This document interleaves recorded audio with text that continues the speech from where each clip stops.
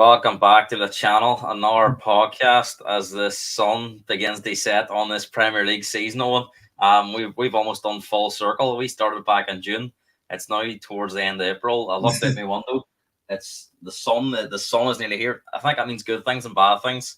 Obviously, we're getting to the most exciting part of the season, but in about 4 weeks' time, it'll be all eyes on the Euros and obviously looking when the new Premier League fixtures come out as everyone begins to prepare for a new season.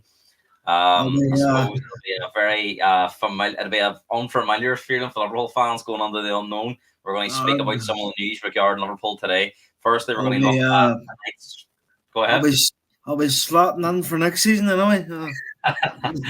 There's your anagram drop for the manager being linked with Liverpool. But we're going to be looking at back at the weekend's action where Liverpool and Arsenal bounced back from troubling defeats with big ones in the Premier League at difficult away grounds. They've completed part one of the trilogy of tough games this week. Can they survive part two in the midweek action? We're going to be looking ahead the games against Chelsea tonight for Arsenal. We'll be finishing around 5 to 8 tonight, so we will let you get off in time for that match. And then obviously the Merseyside derby tomorrow night before Man City take on Brighton on Thursday night. We'll be looking at if Arsenal and Liverpool don't succeed, how should they be labelled? Should they be labelled as bottlers or should they be given incredible praise for running Man City so close? We're going to look again at them run-ins with just 5 games left for Arsenal and Liverpool and 6 for Man City. Where could teams drop points? We're going to look back at a frantic FA Cup Sunday where Coventry almost completed one of the greatest comebacks in the history of football. If you think about where the two teams were before the game, Championship versus Premier League, and if they had completed that comeback, obviously denied by VAR at the end, would that have been the greatest comeback in living memory for football fans? Has Ten Hag talked himself out of keeping the United job by attacking the media with and also saying embarrassing statements such as United are improving when all the stats suggest that they don't? We'll look back at Forest's outburst. They completely lost control after that Everton game. Took to social media criticizing the VAR official Stuart Atwell. He was labelled as being a Luton fan. Were they wrong? And what kind of punishment could they expect? We'll look at Liverpool's new manager search, and with today's news, could Arne Slot be about to become the new Liverpool manager? And we'll try and predict the rest of the weekend's midweek action games. Now, 50 minutes left. I'm not sure how we're going to do it all, Owen, but we're going to give it our best shot.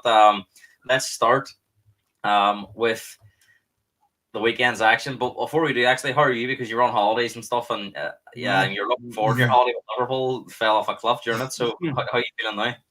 I enjoyed my holiday. I try my best not to let Liverpool ruin it, but it doesn't.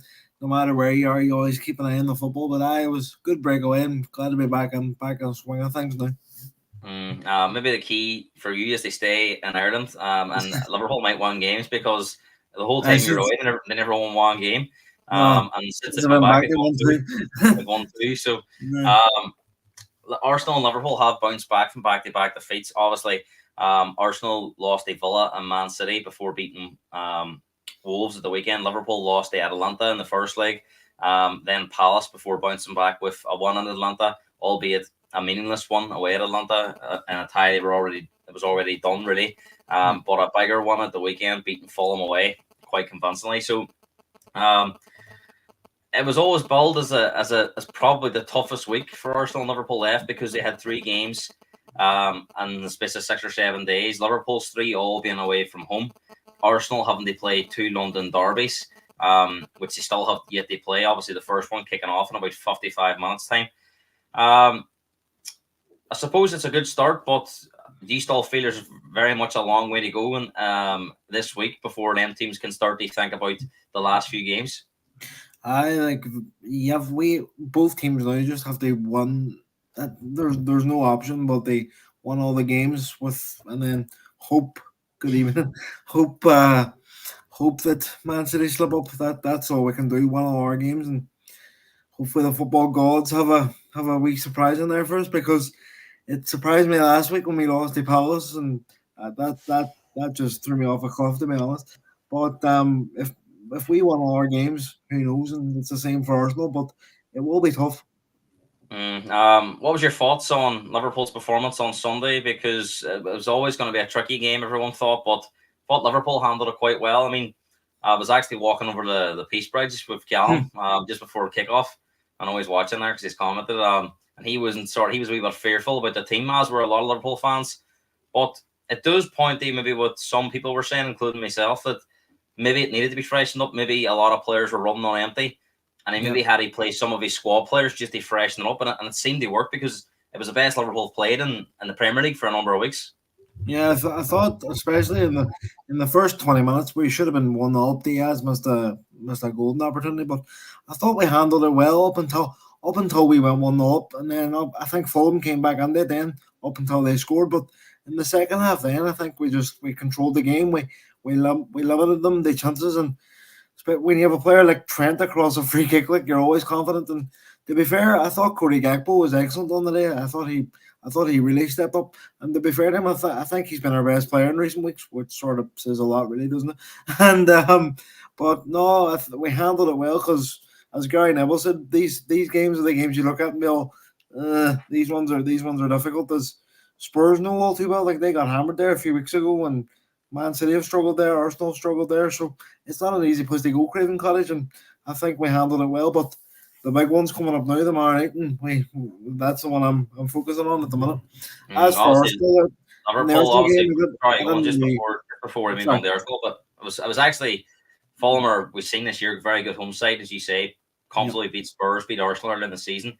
And they'd also played Liverpool 3 times already this season. They've all been tight, close games. So I think that one it made it an even more difficult game. The fact that they had probably shown and probably had the belief that they could beat Liverpool because the 3 games they played were quite tight. But that was probably the most convincing Liverpool performance in all 4 games, which was quite surprising given the run of form they run. So do you think that'll give fans hope that they're not done yet and they can still rally and finish strong in these last 5 games?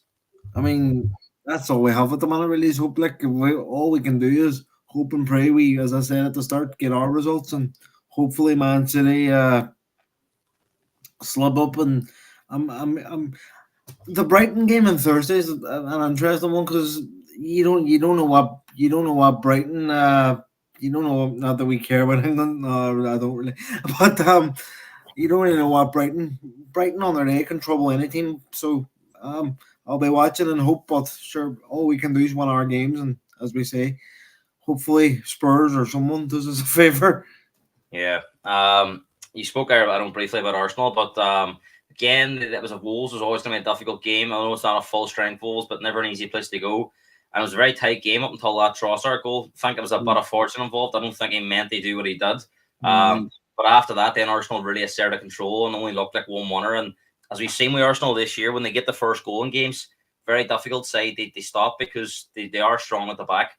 Despite a couple of defeats there, they don't give much away, and it was always an uphill struggle for Wolves after that. And I thought Arsenal were comfortable winners in the end, even though they never got that second goal. Basically the last kick of the game. I to be fair, I didn't see the game because I was away in Belfast, but I saw the highlights, and as you say, once Arsenal got that goal, I thought Wolves were. You're fairly getting around at the month, Belfast, Portugal.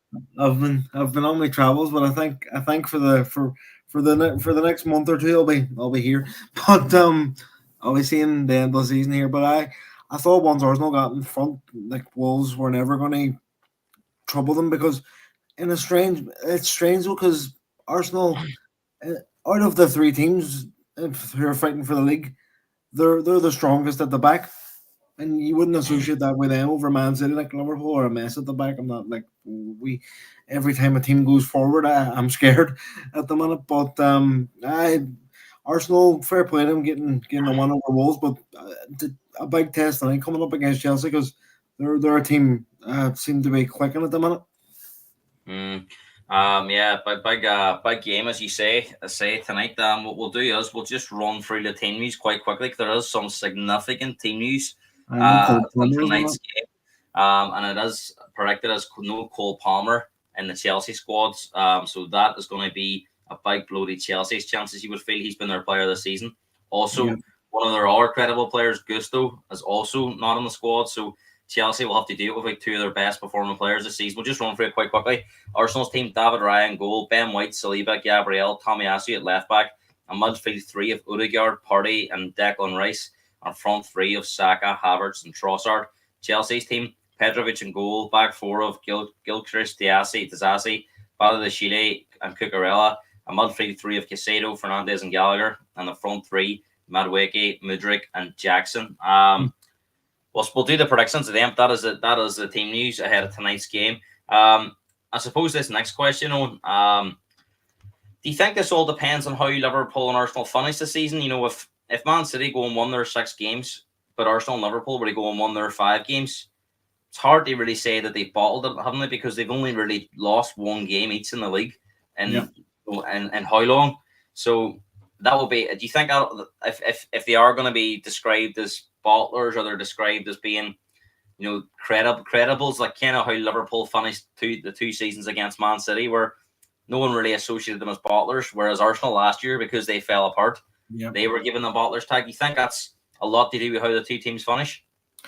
And I think I don't think either team can be called bottlers. Obviously, Arsenal and Liverpool probably will be called it if we don't win the league. But if you ask me at the start of the season, with 5 games to go, Liverpool have a mathematical chance of winning the league. I would have bet your hand off. Like, I thought we would have been fighting for fourth. And then, to be fair, these last 3 games have sort of shown me, are we a squad that should be fighting for fourth? But we've just rallied behind Klopp, and I think these last few weeks have just shown that I think it's starting to come day and end now, and the players are just like, you know what, we'll try and give everything for the last couple of games, but I feel, as much as I don't want Klopp to leave, maybe it is the right time, if you get me. Let's have another look at these run-ins. We've been looking at these run-ins since probably February or March. It's changed every week. As I put them up on the screen now, it doesn't take up as much room anymore, because as I said at the start of the show, the Suns beginning to 7 this season, and we're down to 5-6 games here. We'll do it in the order they're on at the moment. Arsenal are top on goal difference, so they play Chelsea tonight, obviously at 8:00. Spurs away in the North London derby at the weekend.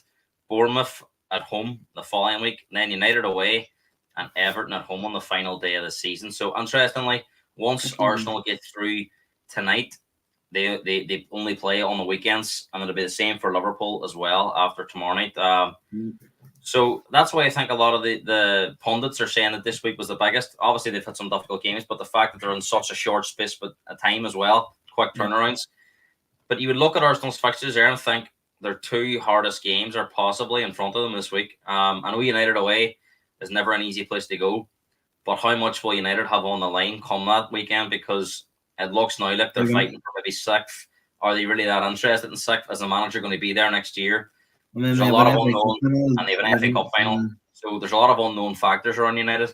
So it would suggest that Chelsea have been in good form. Very unlucky to lose at the weekend, although big blow not to have Palmer and Gusto on, especially Palmer. And obviously Spurs away at the weekend. The North London derby is the North London derby. But significantly, Spurs have had a 2-week break, as whereas Arsenal have played all these games in between. And that is the final, so Spurs should come on fresher as well. How do you assess Arsenal's fixtures now between now and that Everton game on the final day? You know what? I expect them. I think they'll draw tonight and lose the Spurs. I generally do, and then I think they'll win the other ones. You think it'll be over for Arsenal come Sunday? I think so. I fancy Chelsea to get a point, even without Palmer and Gusto, and I think Spurs will beat them. I think Spurs will be up for it, because Spurs won't want Arsenal to win the league. Like, out of all the teams that they play with, if they play all of them, I think Arsenal's the one they'll be the most up for. So you think Arsenal will finish on the same points as last season, 84 points. Let's look at Liverpool. They're also on 74 points, just behind on goal difference. Obviously, the Merseyside derby. Merseyside derby tomorrow night. West Ham away on Saturday. Spurs at home, followed by Villa away and Wolves at home on the final day. And I suppose I think these games are a wee bit easier to sort of look at now, because you're looking at it Everton are still fighting for relegation, of course, and it's a Merseyside derby, so that was always going to be a big game no matter what.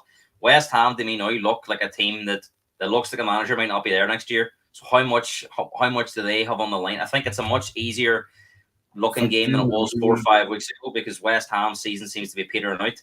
Spurs at home, we don't know. We know Spurs. We know what Spurs is like, but recently away from home, they've been leaking a lot of goals. So that fixture looks maybe a bit easier than it was. Also, the fact that Spurs have to play Chelsea in between that game as opposed and the North London derby, so that'll be Spurs' third game in a week. Villa away may well have top four shown up by then. We don't know, but they could do if Spurs don't come through that run of games against Arsenal, Liverpool, and Chelsea. Villa could well have that fourth spot in the bag and have nothing to play for. And Wolves at home won't have anything to play for. So I think Liverpool's possibly toughest game is in front of them tomorrow night. I expect us to win them all. The Merseyside derby it will be tight. Like we always seem to draw away at Everton, but I know Everton had a good one at the weekend, but I think we should have too much quality for them. And as you say, West Ham, nothing really to play for, and the manager won't be there. And Spurs at home, the last few games it's always an entertaining game. Spurs when it comes to Anfield, they're usually it's usually a landslide. It's usually always tight ones. If Liverpool do one, it's usually 2-1s or 3-2s or 4-3s. Hopefully we have Jota back for that one. They score an hour 90th plus minute winner or something. Because but no, I think we'll win them all. I'm confident we'll win them all. Yeah, so I would take Liverpool on the 89 points. So that would mean that if Liverpool won them all, Man City would have to get 90 points. Danny saying Brighton is a banana skin for City. Chelsea were over them. Nicholas Jackson cost them. Couldn't have a barn door. We'll look at Man City's fixtures here. I'm not even going to slag Jackson because I have my own problem striker. Man City a point behind, but also have a game in hand, so they could finish. They could finish on 8. They could finish on 91. They would have won all 6 games. But significantly, if they were to 1-5 and draw one, that would take them to 89. So it could go to goal difference with Liverpool. So that could be quite tight. Brighton away, Forest away, Wolves at home, Fulham away, Spurs away, and West Ham at home. And significantly, the one thing that stands out the most there is 4 away games out of the final 6. Yeah. So we know how strong Man City are at home. So you'd be shocked if they didn't beat Wolves and West Ham, 2 teams we both believe don't really have much to play for. Especially I think West Ham's season by the final day will be gone. So Brighton away, what have they got left in the tank? What are they playing for? It looks very much like De Zerbi's going to be leaving. Well, that's to go to somewhere else. Right, takes a year. I think that relationship's at breaking point. Forest away, we know Forest is going to be rallied after what happened to the weekend, and we know it's always a tough game at the City Ground. They're fighting to stay up, so I think that's a difficult game because of the circumstances. It'll be interesting. That Forest game will be interesting to see how the referees treat them. Yeah, Fulham. Well, that's that. Fulham away again. I'm not sure how much they have on the line come then. Spurs away is the one Liverpool fans are telling me they keep looking at, but I'm sorry to break your heart, but I don't think Spurs are going to have anything to play for come that game because I think their top 4 will be gone by then. You've prayed. Well, Villa are now 6 points clear of Spurs. I know Spurs have 2 games in hand. They could be 9 I think points. if Villa already won on Saturday, they go 9 ahead before Spurs even play. I just think that's a big gap with Spurs' fixtures. I just think it's going to be a big ask. And come in, I think Spurs may well be out of that 4th spot, and it could be very much stuff. And I don't see anyone behind catching them flat. So I think Spurs' season could be over by then. So I'm not sure how much motivation they'll have to go and beat Man City for anyone. So to be honest, I hate to say it, but I do expect Man City to go and win every game. If I'm not being biased, but the two games I think they could slip up on are the Brighton and Spurs ones. But I would be shocked, to be honest, if they did. But I'm going to just be honest and say I think Man City will get it wrapped up, unfortunately. So you think 91 for Man City, 89 for Liverpool, and 84 for Arsenal. That's how you go on. If we lose it on goal difference, I'm retiring. You're there. Let's focus on the FA Cup, Owen, because there wasn't a lot of talk on Saturday, I suppose, because it wasn't Man City won 1-0. It wasn't a great game. We had a controversy about a possible handball, but we'll leave that for now because there's so much to talk about. Coventry and Man United was deemed as probably the one that people weren't that fussed about, but turned on the NFA Cup Classic. Me and Callum are sitting on the rocking chair watching this 3-0 up, and you're thinking I United was cruised 4-5 maybe, and I one was goal just changed. checking I was watching the Liverpool game I was in. I was just checking the scores. Then I looked, it was 3-2. I switched it over and was like, all right, let's see. It was a great game to watch. I mean, we're talking the Wuffy of toenail maybe offside for the one goal. I mean, after Heartbreaking. that had counted, where would it have ranked in comebacks of all time? Because You we would think have back to. to the great ones, and Liverpool been involved in a couple, but I think the margin between the fact it was a Premier League team and a Championship team, a Yeah. team 3-0 up with 30 minutes to go in a game. You think about Liverpool's comeback against Milan, they had 45 minutes to do it. You think about the Barcelona game, they had full, even though they were 3-0 down, they had 90 minutes to do it. You think about Spurs as normal, thinking Ajax, they were 3-0 down with 45 minutes to go. Man United against Bayern too. Yeah, but you're talking, we've seen a lot of teams this year get 2 quick goals at the end of the game. So this one being a Championship team, being 3-0 down against a team with far more quality, to come back and won 4-3 would have been, for me, up there with anything we've ever seen. It would be, you would have to say top 3 at least, maybe top 2, but it would be. See, when I seen it, I was slagging on my United friends, and I was like, delete the message quick. I think I was the only person in the rocking chair thought it was offside at the start, and everyone. It was a very. I just seen it was very tight. I just had a feeling it was offside because the camera angle they were showing you wasn't the best camera angle. I mean, like, I know it was a toenail offside, but come on, you have to give that goal. Like, come on, if I was Liverpool and that was Coventry, I'd still be saying give a goal. Like, you can't roll at it. Come on, like. So on the end, United survive it, and it goes to penalties, and United won it. And Ten Hag spoke after the game and says that there was nothing embarrassing about it. It was, how can any team be criticised for making a cup final? And he also attacked the media today and said that they were embarrassing themselves. What's your thoughts on Ten Hag's response to all this? He's checked out. He knows he's gone in the summer. That's unless he wins the FA Cup, which if they play like that against Man City, it'll be 4-5-0 before halftime. But no, I think he's just rattled now because the writing's on the wall for Ten Hag. Yeah, he's the only Dutch manager in the Premier League next season. Will be our boy. But no, I think he's feeling the pressure now, and a lot of speculation is about who's going to come on and replace him. So for him, he must know that if he doesn't win this cup final, there'll be a decision to be made on his future, and I don't think he'll be happy with the outcome. But I just think from an outside point of view, it's better for both now just to walk away. Do you think? Well, first question is, do you think if they beat Man City in the final, a Coventry game becomes irrelevant? That, well, in the end, they've done that on the way they won a trophy. So how can they be criticised? And 2, even if Man United do beat Man City, there's an argument they say he should still be sacked because they've been poor all season. And we've seen it with Van Gaal. He won the FA Cup against Crystal Palace and was sacked after because he didn't make top 4. And he finished fifth that season and actually went to the final day of the season too. So United haven't looked like finishing in the top 4 all season really. They haven't really been anywhere near it. And it's not going to be top 5 anymore. Do you think the decision's already been made that regardless of what happens between now and the cup final and after the cup final, that they're going to go a different way in the summer? I think so. I think it's been made because there's no way that there's this much speculation about different managers coming in throughout the season if it's a happy camp on there. And I'll come on to it. I thought he was saying that the celebration from Anthony too. If there's a footballer I can't. If there's a footballer I can't stand, it's him. Like he's a wee runt. Ten Hag said today that he was wound up by the Coventry players, but I mean, they're Championship players. Like why should they be getting under your head? I know, to be fair, for them Coventry players, it was probably the biggest. Well, for most of them, it's probably the biggest moment of their career so far. Like, so how do you feel?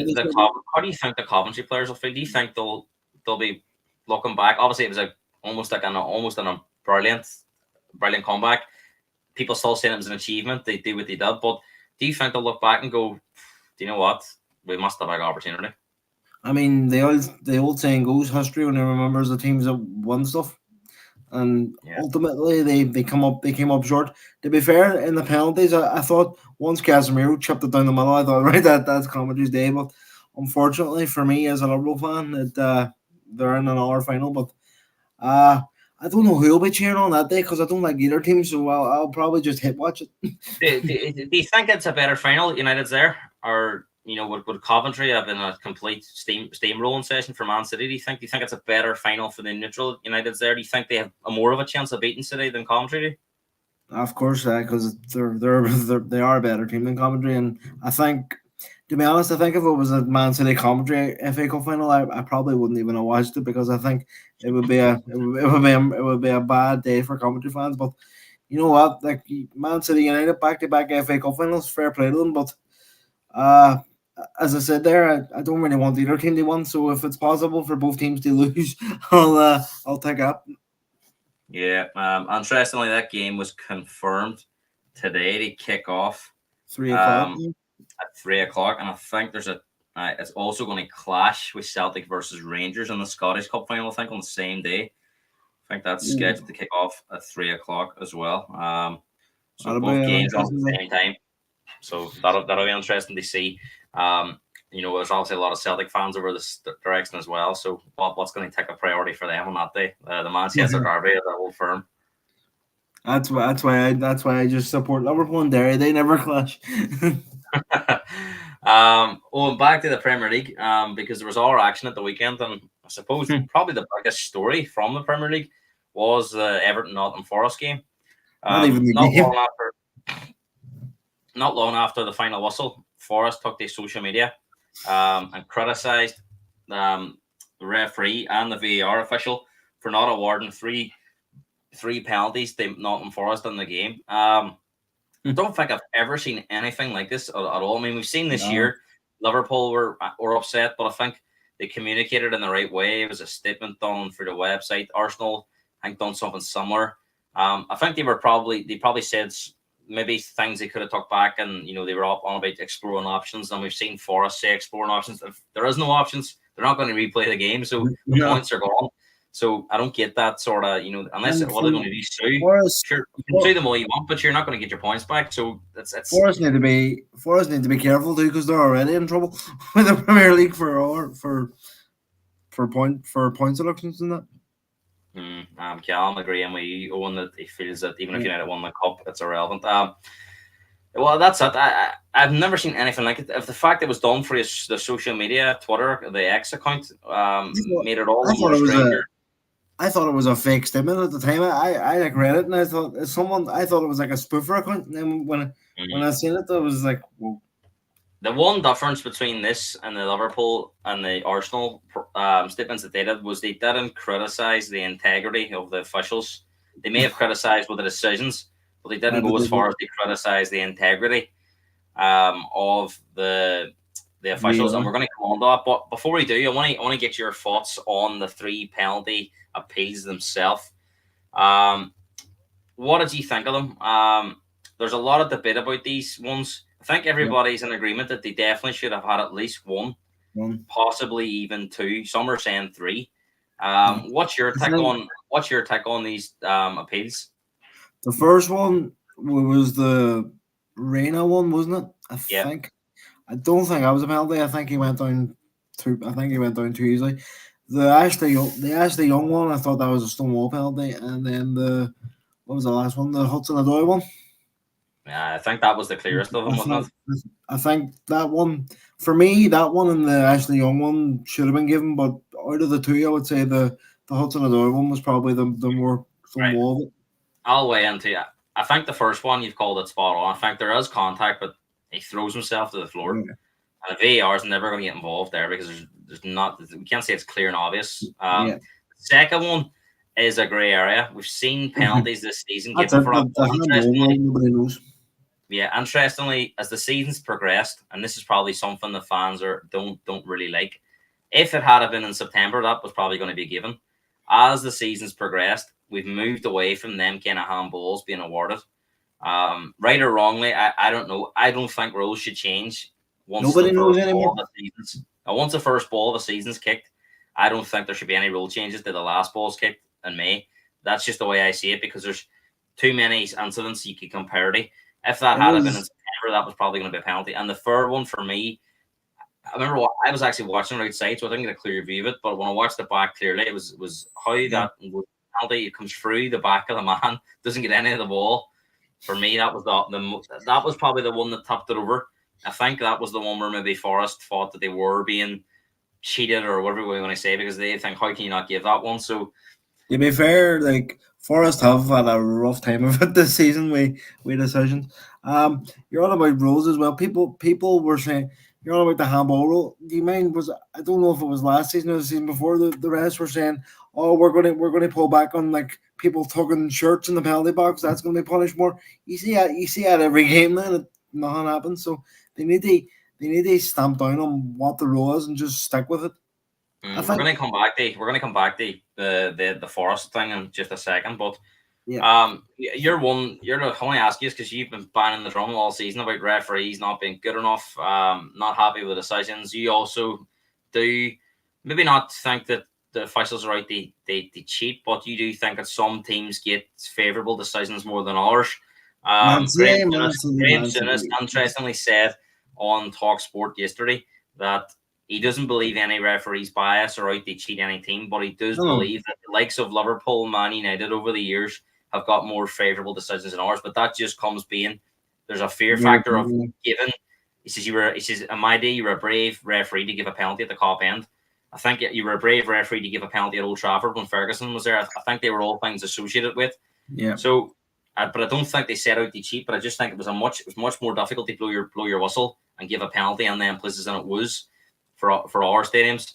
Suppose But they didn't have VAR back in either, so it well, that's was. that. But I mean, what do you think? Carragher said on Sky on Sunday he doesn't think the refereeing standards been good enough this season.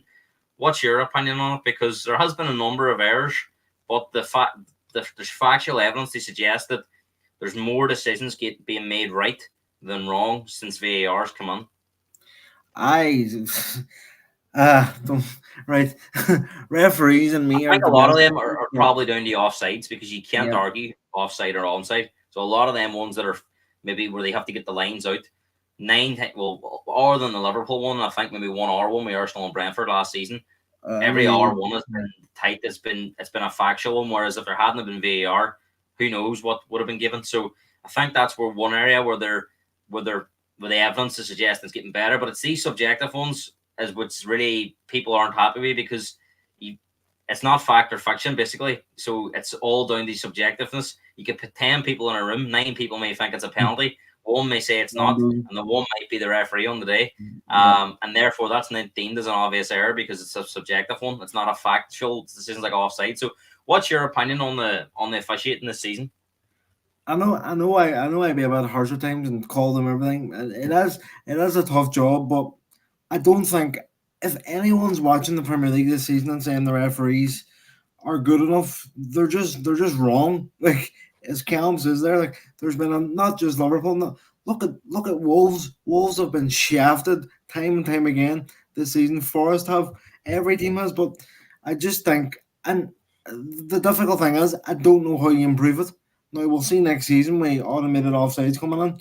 If that makes much of a difference, I think don't know that's if just well, that's just going to speed things up. I don't think that's going to. I nah, don't think but offsides are the problem at the moment. I think that was a big thing at the start when it came on, but I think they've got better at the offsides. Yes, some of them take very long, but I think a lot of them they get the right decision in the end.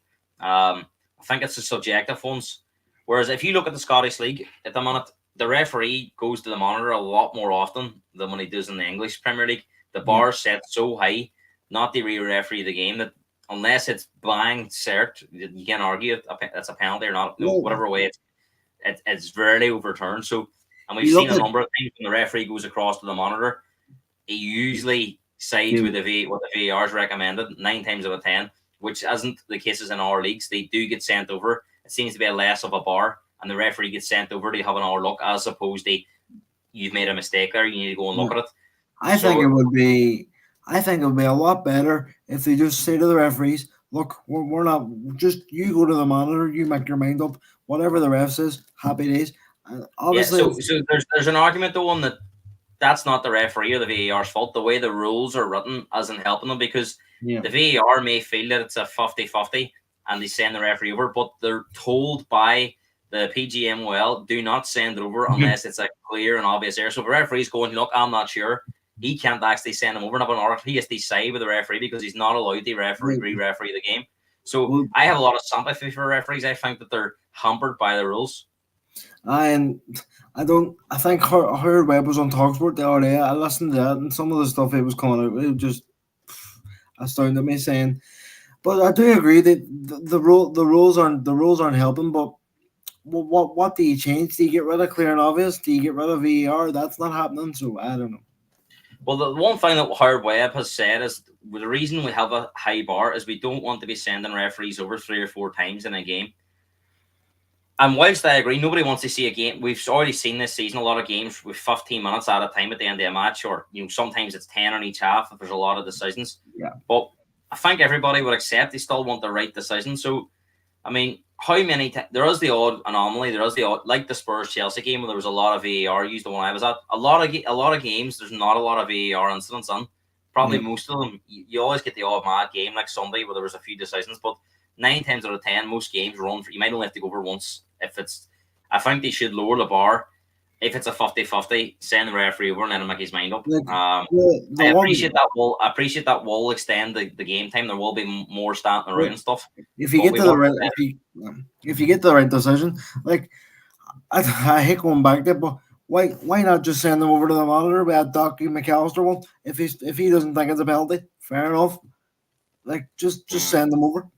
But I've heard about a few people have suggested something like the tennis system, where you would get you would get a challenge each in a game. So not like 3 in tennis, like you would get 1 challenge per game for both teams. If you challenge and the referee says you have a point, you get your challenge back. If you send the referee where he doesn't agree, you lose that challenge. It's not worth bringing them because you look at the VAR and the referees are all friendly and maybe as you say they don't want to embarrass their friends. Whereas if they have to be sent over because the one side has challenged the call, maybe that's something we could look at. I don't know. But in fact, it's only 1 challenge per game.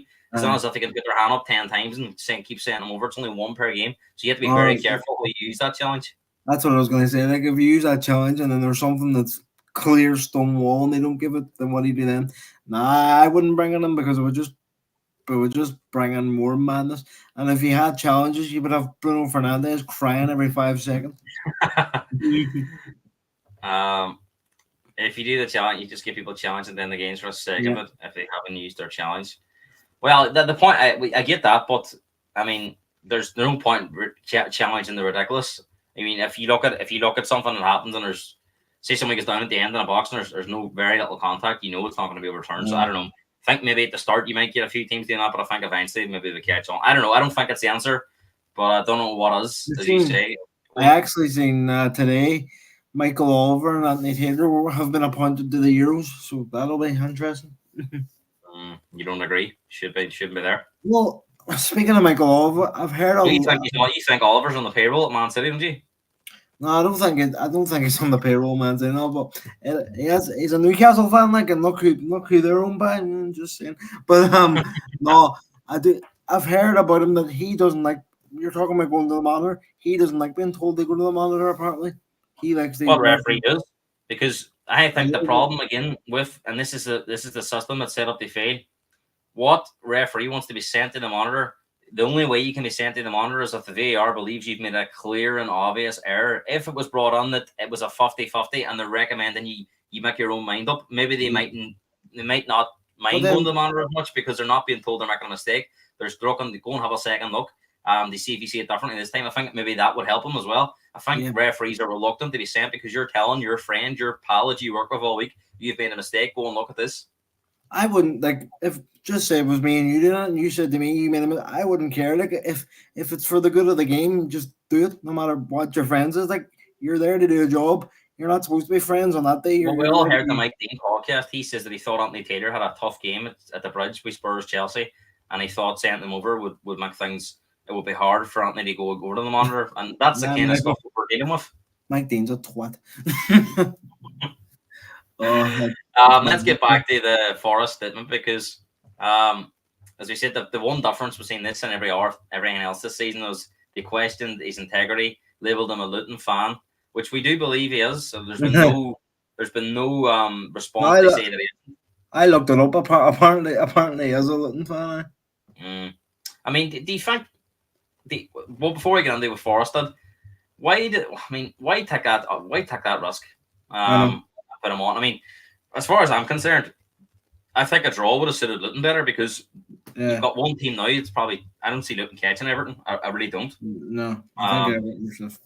So, I'm not sure how much that helps Luton, but why have a Luton fan involved between the two teams are going to be competing when they stay up? I don't think that was a right decision. But because I don't think it is wrong to question the integrity, but it puts it into the conversation like they've just done themselves unnecessarily like because he has a Luton fan. It would be like putting Jamie Carragher on VAR tomorrow for Liverpool and Everton.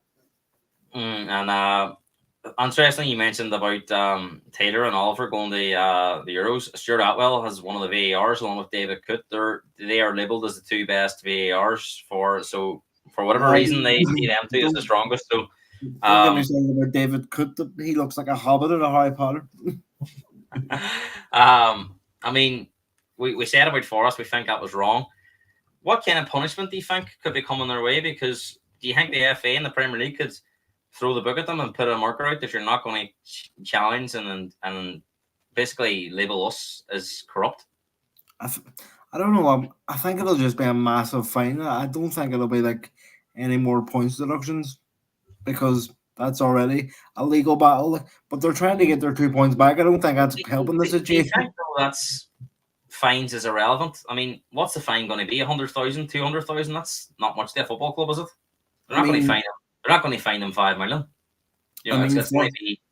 I suppose, but Forest are in a bad financial place at the minute, so any fine could. No, I get that. FFP, I don't think they're low on cash. I think they're low. I think they're struggling to make certain. Yeah. But I don't think it'll come down to 100 grand if they're fined 100. I don't think that's going to be the difference. Well, they're not going to chuck them out of the league, because. No, of course not. So this is the thing that maybe the punishments are too light. That realistically, Forest know they can say this kind of stuff, and realistically, they're only have 100 or 200 grand fine. And sure, that's like pocket change to football clubs.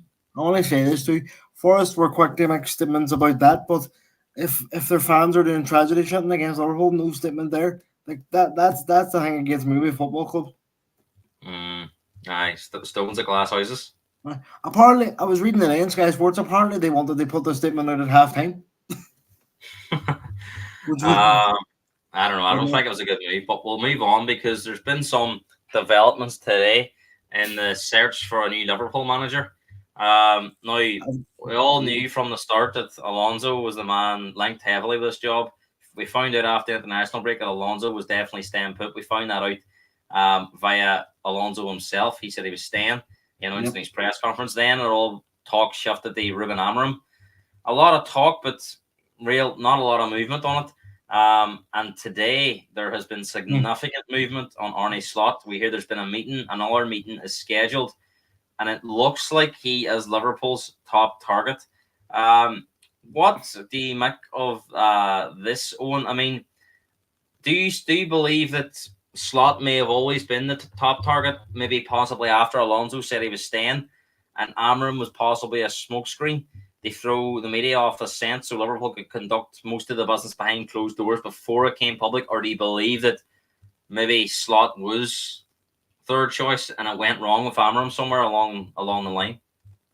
Well, we've seen today that Amorim apparently was demanding 10 million a season, and it's hard to say. But Liverpool do like to do things behind the scenes, and not much leaks come out of the club. So they could have.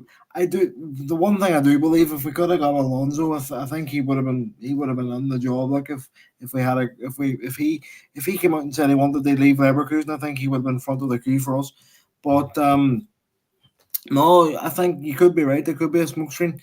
I'm not going to lie. When I saw Mourinho at the Fulham game the other day, I was slightly concerned. But thankfully that's not happening. But I'm not going to say I know much about Arnie Slot. I didn't really know who he was until last summer when he was linked with Spurs. But apparently, he likes to play attractive football, so that's what Mm. Liverpool want. How But how likely do you think it is that he isn't going to become the Liverpool manager? Because from what we hear, it's moving quite rapidly, and I would, what I would say on this case is there's a lot more. There seems to be a lot further down the line than they ever were with Amram, which tells me I don't think yeah, Amram may have been of interest. As what clubs do is when they enter, they talk to loads of managers and they narrow it down to maybe two or three they interview, and it yeah, looks like Slot is at the top of that list at the minute. Whereas Amram, there was a lot of talk, but it doesn't seem there was a lot of movement. Um, Involved. I mean, it looks like he was further down the line with West Ham, possibly flying to London. We never heard of him going to Liverpool to have a meeting. yeah. He did also say in his press conference, Amram, that there was nothing happening in regard to Liverpool a few weeks ago. Um, Slot, I'm hearing, is very keen on the job, and Liverpool are very keen on him, and he meets a lot of the criteria. So this may be done quite quickly. I would say you can never say 100%, but I would say I'm 90% sure he's going to be at the minute. I'm 90% sure he's going to be our new manager. So you know what? It's someone. Uh, I I suppose it would have agree. been a massive step up for whoever it was. You're always replacing Klopp is about as hard as it gets in football now. Like, I did have a bit of delusion when all the managers were like sort of stepping aside. I was like, the club changes mind, but like no, I, I actually watched Klopp's press conference today, and he looks shot. He looks like he's ready for the season to end. To be honest, just to go off and take a break or whatever he's going to do. But no, Mm. I I wouldn't say I'm concerned with Slot because I don't know much about him, but I'll get behind him next season and see where it takes us. So As Cal mentioned there in his comments, and I think you did as well. He plays attacking front foot football. He's done well. He's probably got Feyenoord punching above their wit, which he is won. always a good sign when you're looking at a coach. He won You the know, league last Feyenoord have season, didn't won the league. They've been to Europa Conference League final as well. he? He's won a cup Um, this season, I think. and if you remember that Europa League Conference League final was the first Europa Conference League final we had. They Yep. out footballed Roma, but Jose Mourinho done a number on them and ground out a 1-0 one. But Slot tends to go about stuff the right way, very attacking football, and was very close, I hear, to being the Spurs manager last season as well. Him and Ange was the two top targets. And interestingly, Liverpool and Spurs seem to be, you look at Amram was also linked with Spurs last season as well. So suppose when you look at these are what clubs are looking at now when they're looking at managers, looking for styles of play. They develop young players. He also had a very good reputation in Feyenoord for getting the best out of players. So not really requiring huge amounts of money. Obviously, them huge amounts of money aren't available at Feyenoord, but not they say he needs to come in on the Liverpool like a Mourinho or a Conte over the years. Say, give me 300 million and win the league. This man might be able to do that in half it and improve players, young players, and take them to the next level. So it makes sense that this is the type of manager Liverpool are looking at. I when Amram was dead in the water, like he Slot became the favorite out of nowhere, and this was before anything came out today. So I'm excited. I'm excited. I'm also nervous, but you know what? It'll take a while to get used to not seeing Klopp running up and down like a madman in the touchline. But whatever will be next season, if it is Slot to come in, I hope we give him the funds in the summer to improve the squad because I definitely think the defense needs improving, and I think all or not, I think we're grand. Maybe if we lose Salah, I'm starting to think we need a new number 9. As much as I love Nunez, he's Your he came patience on doesn't work on. he came on Sunday, and the first thing he did was run offside. Like, come on. I just think it's a bit much for him. But look, final thoughts on this one. If it is Slot or whoever it is comes on, what do you think Liverpool's fans' expectations should be? I mean, what would your message be to Liverpool fans next year? That would you be siding on the air of patience and we're going to have to give this man time if it is Slot or whoever it is that they need at least 2 seasons before you can make judgment? I've always said that whoever it is, give him 2 seasons, 18 months, whatever it is. They put their style of play on it, and I think no matter who the manager is, Liverpool have to be challenging for at least Champions League places, and we're going to be in the Champions League next season. So I don't care who the manager is. Liverpool have a good European pedigree, and we should be challenging for the big European trophy. But I would say probably I would say top four would be my expectation. Though I can't see us challenging for the title, but then I never saw it this season either, so you don't know what happens in football. But top four would be my aim for next season. Let's look ahead to the midweek action. Well, we've got a few minutes left before we go off air for the Arsenal Chelsea game. Let's start with that Arsenal Chelsea game. I read you out the teams at the start. You still believe Chelsea can get a draw. So, did you fancy Chelsea if they had Palmer and Gusto fit in that they could have caused an upset tonight, or do you think I it's still have enough there they at least get something? I'm gonna go. I'm gonna go 1-1. I was gonna go a draw regardless, so I'm sticking with a draw. I think Palmer's a huge must for them. I would have Yeah, fancied him maybe getting something with him on the team, but I think it's a big ask because he is the man that lights a fire for them. He's also their biggest goal threat. I'll actually be Arsenal. surprised if people are looking at Parmo in the summer. Like, Well, you're going to pay big money. I mean, they paid 45 million from him in the summer, and he's in them running for the golden boot. So you need to be putting double. You need to be putting double down. Like you need to be hitting 100 million to get him. I just don't see. He's on a big contract at Chelsea. They're only in no rush to sell. So I think that's no chance of happening. If he was to have another season like that, then Chelsea would struggle again. He may have me maybe saying I need to go somewhere else, but I think they'll be fine this see summer. if I was, I don't know if they did, but see if it was Man City, I would have put a buyback clause on there. Reluctantly, I'm going to have to top Arsenal. I can't be biased. I fancy Arsenal. They won this. I'm going to go for a 2-0. 2-0 Arsenal won. Wolves take on Bournemouth tomorrow night. 4 games tomorrow night. They're a 7:45 kick off. The rest are at 8 o'clock. The Gary O'Neill derby left Bournemouth. I was panicking the day when I thought he was This is going one of to them rare situations in football. Both clubs have benefited from O'Neill leaving Bournemouth because Bournemouth have got a manager in there who's done quite well. Wolves have done quite well as well. Both these two were tough to be in a relegation fight, and they've been comfortable all season. So I mean, not really much on the line in terms of both of them are safe, not going to finish in European places. So hard to predict this game, to be honest. I think I'll just side with Wolves because they're at home, so I'll go 2-1 Wolves. I'm going to say because nothing they play for much might be an open game, so I'm going to go for a 2-2. Crystal Palace and Newcastle take on each other, two of the league's unformed sides. Palace have been excellent in recent weeks, and no coincidence that Eze and Elise are back, and Palace look a different side. Newcastle as well, the players back look different especially since they went to Europe. Players back, Barnes back, Isak's been in form, Gordon's been in great form. So another difficult game to call, but it should be entertaining enough based on both teams because they've been scoring goals recently. I would say Eze and Elise will be gone in the summer. Speaking of them, but I'm going to go. Maybe a big scrap for them too, because I tell you there'll be a lot of teams looking at them too. I take Eze at Liverpool tomorrow.